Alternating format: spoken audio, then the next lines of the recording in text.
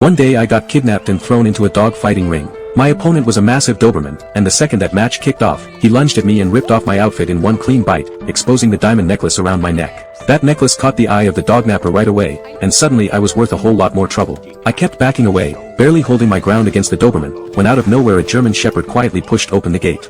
I didn't think twice, I bolted. The dognappers immediately sent guys after me, dead set on getting that necklace back.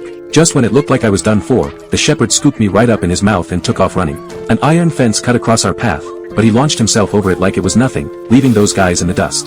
The dognapper boss wasn't about to let it go, though. He unleashed the Doberman to track my scent. The shepherd acted fast. He shoved me into a muddy ditch by the side of the road so the Doberman couldn't pick up my trail. Smart move.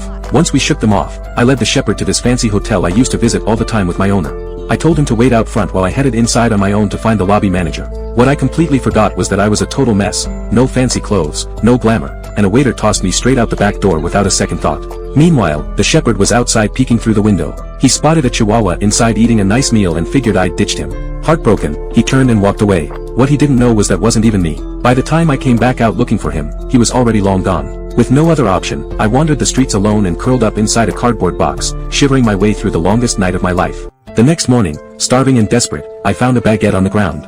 I was just about to dig in when I spotted the Doberman closing in on me. Right at the last second, the shepherd came flying in, scooped me up, and we were running again. After that, the shepherd walked me home. But on the way, we had to cut through this remote stretch of open land, and he suddenly tensed up. Something was off. Sure enough, a lion stepped out of the shadows. Then another. Then a third. The shepherd planted himself in front of me and told me to run. I didn't move an inch. I stood right next to him, ready to face whatever came at us together. Then, just when things looked their worst, the wind picked up and a whole army of chihuahuas came charging in. Dozens of them, fired up and fearless. Those three lions took one look and turned tail. With the chihuahua leader guiding the way, the shepherd and I made it through that stretch in one piece. On the other side, the shepherd put me on a train. I looked back at him, and everything in me didn't want to leave.